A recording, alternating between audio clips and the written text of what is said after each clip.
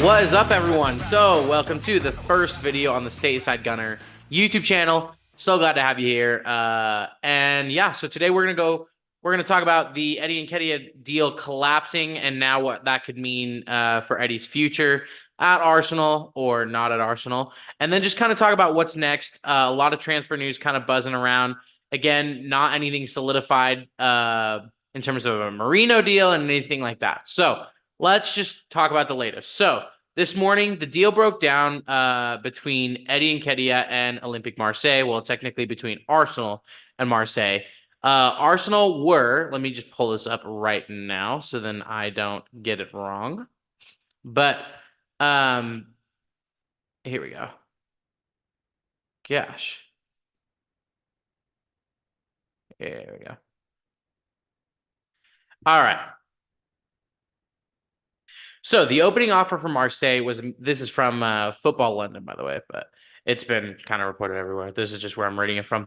So the opening offer for Marseille was immediately rebuffed with their second proposal structured appealingly to Arsenal, but still below the required asking price. The third bid was submitted last week, with Arsenal prepared to sanction a loan exit for Eddie Nketiah, with Marseille then paying in the region of £25.7 million or 30 million euros to sign him permanently next summer.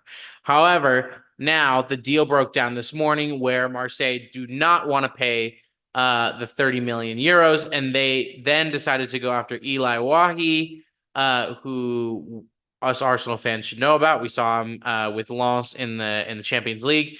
So that is that with Marseille. It looks like they are going to pursue Wahi, and it does not look like Eddie Nketiah will be moving to Marseille.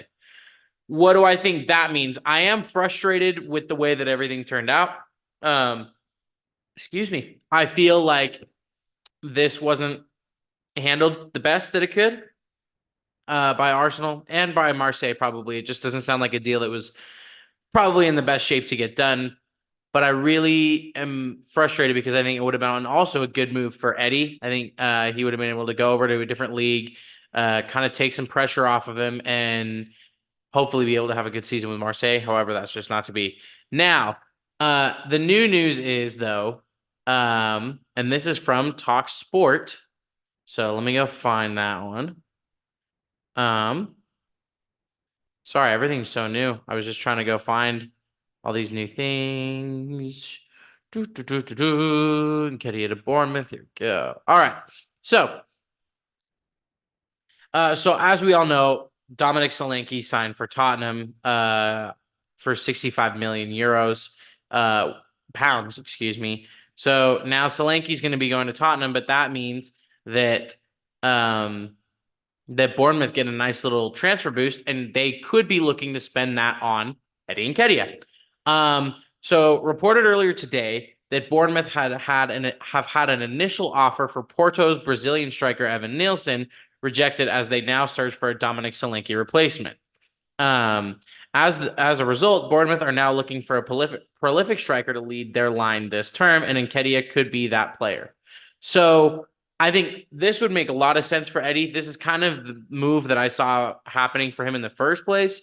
Some sort of move. Of course, the first team that was really linked was like West Ham. Then we got Palace, Brentford, all those kind of deals. But what this really means is now it does sound like there is a team, at least one team interested in Eddie to get him out. Look, I think I talked about this on I had a TikTok about kind of reviewing my instant reactions to this Eddie thing collapsing. And I really don't see a future for Eddie at this club. Arteta did not play him at all, really, in the preseason. He got to captain against Bournemouth, and then really his minutes were sparse after that. He didn't even play in the Emirates Cup game, which many believe was because they thought that he was going to move to Marseille, which didn't end up happening. However, when you looked at his minutes throughout the season last year, they really started to go down as the season progressed, as options came back for Arteta, and I just don't think that he gives him. He says that he trusts Eddie, and we've seen that he has been able to trust Eddie in certain spots. But as the season went on and it was down to crunch time, Eddie just wasn't the trusted guy anymore. So I think Bournemouth would make a lot of sense. I think they would be willing to pay probably around 20 to 25 million. However, I think this time around, unless there's a bidding war, unless there are other teams interested, I think Arsenal have to take this offer for Eddie if it comes in from Bournemouth. Look, they do have 65 million to work with. Doesn't mean obviously they're going to spend it all, especially not on Eddie. They're not. But this is where Arsenal need to realize this player is not in our future. He's not in the future plans, and it's going to be time for him to move on. And we should take what we can because it's pure profit. Eddie's an academy player. It's pure profit on the books. And then you now have the sales of Smith Rowe, not Reese, maybe eventually, but Smith Rowe and Eddie going through. So then you can now go spend that on another player. I really hope that this Bournemouth rumor is true, that these links are true, because I think it would be really beneficial for Arsenal to be able to get Eddie out the door this summer and then use that to bring in a new signing like potentially Simon Adingra. So Simon Adingra, right winger for Brighton, has been linked with Arsenal today from Team News and Ticks. Now, I'm not sure how reliable this source is. Obviously, they've posted some trustworthy things, but you have to take everything with a grain of salt nowadays. But Simon Adingra, right winger for Brighton, had 7 goals and 1 assist last year, I want to say, for Brighton. So, 6 goals and 1 assist, excuse me. So Adingra started 25 games for Brighton, played 31 total. I'm just on FOTMob right now. His average game rating was a 7, which is pretty good. He predominantly played on the right. He also can play at left wing and attacking midfielder. When you look at it, obviously, I think if Arsenal were to go in for him, he'd be that Reece Nelson replacement / Saka backup. I really like the look of him. He had a really good AFCON tournament for the Ivory Coast. And I don't think he would be as expensive as many people were saying. At the moment, I think the price tag's around 25, 30 million. I think that's probably about fair. And, then you can kind of use that to bolster our backup. I think as Arsenal fans, I think everybody knows that Arsenal aren't looking to raise the ceiling of this team. They're looking to raise the floor, right? So even a signing like a Mikel Merino, which we'll get to in a little bit, even a signing like Mikel Merino, I don't think that raises the ceiling of this team. It raises the floor, right? Basically, with a Merino, you're upgrading on El Neni, or you're upgrading on, even a Jorginho or a Partey potentially, right? That's not something that's going to bolster our Arsenal ceiling. It's going to be bolstering their floor, which I think we can all agree needs much improvement. So yeah, Adingra, I want to know. Just let me know what you guys think about him in the comments, because I haven't watched him a lot, but the times that I have watched him, he's impressive. He's speedy. And let me just let me share this. This is his FUTMob stats. So let's go into this real quick. So I was taking a look at this. Here are where he takes shots from. And this is something that I really, really like to see. I know people have mentioned this before, but this is something I like to see right here is he's taking shots from the outside of the box. Now, yes, a lot of these are inside of the box, and he only scored that one from way outside. However, he's not afraid to take shots from out here, right? He took 52 shots, right? 52 shots last year. His XG was 4.32. He scored 6. I don't know. This is something that I really think that Arsenal need this season, is to hit the ball from outside of the box. And so yeah, that is the chat about Simon Adingra. I really can't get more on this until we see more links. That one literally just popped up today. Of course, if you watch like AFTV, Transfer Daily, Robbie's talking about it, and everybody else is going to talk about this one. But the reality is we don't have any strong links yet, and they are just rumors. At the end of the day, we always have to realize that anything that we talk about up until a player actually signs for the club is a rumor. Even if it's from Fabrizio or Ornstein or anything like that, it's still nothing for sure, right? If there's interest, there's interest. Doesn't mean that they're going to sign him. Doesn't mean that they're going to bid for him. Just means that they're interested. But yeah, we got to talk about it. Why not? So, okay. So let's talk about this one. I am not sure how to feel about this one. And I want to see what you guys think too. But it is being reported. So Bayern Munich, with the new changes that they have at the helm with Vincent Kompany, they're looking to shift some players out. Of course, we all have kind of heard some of the links to Leroy Sané. That one just hasn't really gotten any legs. One that is getting some traction is Kingsley Coman. Okay. Kingsley Coman, 28-year-old winger, French winger. So this is from Football London again. It's a good source for sure. Arsenal are eyeing up a loan move to sign Kingsley Coman for Bayern Munich, according to reports. The 28-year-old has emerged as a surprise target for the Gunners after struggling for game time at the Allianz Arena. Now the problem is a couple problems with this, right? Number one, do I think it would add to Arsenal's depth and raise their floor? Yes. However, the number one thing about Coleman is his injuries, right? And the last thing that Arsenal need is another injury-prone player. We're already seeing it with Tomiyasu. Maybe Timber's starting to be injury-prone. Maybe, Kieran Tierney, bless him, but he cannot stay healthy. The last thing that Arsenal need is another injury-prone player and one that they can't rely upon. I wouldn't hate the signing if it was a loan move. I think a loan is fair. I wouldn't even do a loan with an obligation to buy. You could do an option to buy. If Kingsley comes and, let's say he comes off the bench and can get a bunch of goals or assists or just impacts the game, all for it. But I think at the moment, the price tag's about 50 million euros, and I just think that that's high for a 28-year-old injury-prone player. It does look that Barcelona are eyeing Coman as an option for them, which is just shows, man, that Nico Williams thing really has messed with a few of these clubs' transfer plans, because I think Arsenal were heavily in for Williams. Of course, Barcelona were heavily in for Williams, but he just got the number 10 shirt today for Bilbao. He's not going anywhere, at least for now. So Kingsley Coman, would I do this deal? No, I would not do this deal unless it's a loan with no obligation. There cannot be an obligation to buy this player until we see what he can do in the Premier League with Arsenal. It also does sound like Coman said that anywhere he goes on a loan, he wants to get more playing time. The reality is, if you're a backup to Bukayo Saka or Martinelli or Trossard at this rate, you are not going to be a starter. And if you can't stay healthy, you're definitely not going to be a starter. So I wouldn't do this deal as a signing, and I would not do this deal as a loan move with an obligation to buy.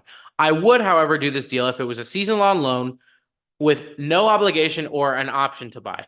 Doesn't mean that Arsenal have to take him up on the option, but it gives you that first dibs, if you will, of, let's say he scores, 10 goals and has 3 assists, and you think that that's enough and it was able to push you to win the league or Champions League or something like that. That could be, okay, 35 million. Sure, we'll do it. He did really well. He's a good option. But I think if you tie yourself down to an obligation or you pay big money for this player and he gets injured and doesn't produce, you're going to have outrage, and you now wasted that 50 million or whatever it's going to cost. That's what the reports are saying about Barcelona, is that it's going to cost 50 million euros. So I really don't know about Kingsley Coman. I don't think I would do it unless it was a loan without an obligation. So a loan or a loan with an option, especially with the striker market being the way that it is. I just don't know. So we'll just have to see. Yeah, moving on. Merino, I don't know. Mikel Merino, the latest, is basically what we all know, is that it sounds like a fee's been agreed, but we're not 100% sure if a fee's been agreed. It did sound like maybe that he would be able to get in through this weekend, and that hasn't happened yet either. Look, for me, I just think it's only a matter of time. I don't think that Bilbao, Sociedad are going to change their stance, but I also think that they recognize that the player wants to go. He's got 1 year left on his deal. They want to be able to get what they can for him. So a lot of reports have been around the 20 to 25 million pound range, even as low as 17 million pounds. I think that's a great bit of business for Arsenal if they can get Merino in. I think it will happen. I just think we're going to have to wait a little bit longer. It'd be great if Arsenal could get him in before the Wolves game, but I just don't see that happening. It's Monday right now. Even if he were to get there tomorrow, I'm not sure he'd be ready for the Wolves game. So we'll just have to stay vigilant on that one. No news really as of yet, just basically kind of a waiting game. And then let's just wrap up quickly with the striker market. Look, of course, the big question is, should Arsenal go in for a striker this year? And I'm just not sure. I'm not convinced. I'm not convinced that that is Arsenal's number one issue that needs to be addressed. I talked about this at the beginning of the summer, and I'm going to stand by it now. I just don't think it's the number one issue that Arsenal have. I think getting that central midfielder in, even though Havertz looked good in the preseason as a midfielder, I just don't think that that's his best fit. And of course, we love the way that Jesus has been looking in this preseason, but can he stay healthy? We just don't know. But I like Havertz up there. You get a center mid if you can get if Partey stays fit the whole season and you play Declan Rice at the 8, okay, great. But let's all be real, people. Thomas Partey will not be fit all season. He will have an injury at some point where he'll be out an amount of time. You'll need to rotate. I think that Arsenal number one issue is not having a Saka replacement. Everybody's going to be saying this, but a lot of other people are also saying strikers number one. I think a right winger's number one. Reece Nelson just can't. He's just not it. I love Reece, and that Bournemouth goal will live in my memory, in my heart forever. That was the moment that I was convinced that Arsenal would win the league. They did not, as we all know. But he just doesn't change the game for me. Reece doesn't change the game, and the level drops so much. If Saka is here, we need somebody who can come in and at least be here, right? We can't have the level drop from here to here, and now you're completely done. So I just think Reece is not it. I love the guy, but I think his time at the club needs to come to an end, just like Eddie's, just like Smith Rowe did. So I still think that right wing is the number one priority. However, the strikers that Arsenal are now linked to, of course, are the big two right now, are the two Victors, Victor Gyökeres and Victor Osimhen. Look, there's not much in terms of updates. However, the update is that Victor Osimhen has submitted a transfer request. He will not be on Napoli come the end of the transfer window. He just can't. It doesn't sound like Conte wants to use him. He definitely wants to go out. The only issue is that price tag, right? The 110 million release clause, I believe that it was. Nobody's going near that. Nobody's touching that. Even PSG, they're like, okay, peace, see ya, we're out. So I think if Napoli want to get rid of this player and want to get rid of the situation, they're going to have to come down on that price tag. Would I pay 70 to 80 million for Osimhen? I don't know. I really don't know. I'm not really convinced by either of these strikers. Do I think they'd improve our team? Of course I did. But are they worth 70 to 80 million and spending a big amount of your transfer budget on that? I'm just not convinced. I'm just not. I know a lot of people wanted Neto. He's gone. Look. So now our options are dwindling, as we know. Arsenal need to add a forward this summer. They need to. I'm just not convinced that it needs to be 65 to 70 million on Gyökeres, 70 to 80 million on Osimhen, and maybe they wouldn't even go as low as 80 million, right? So it's just about what Arsenal want to do. Are they in a position where they feel comfortable enough with the options that they have, or do they feel like they need to go out and get that striker? They need to go get that proven 9.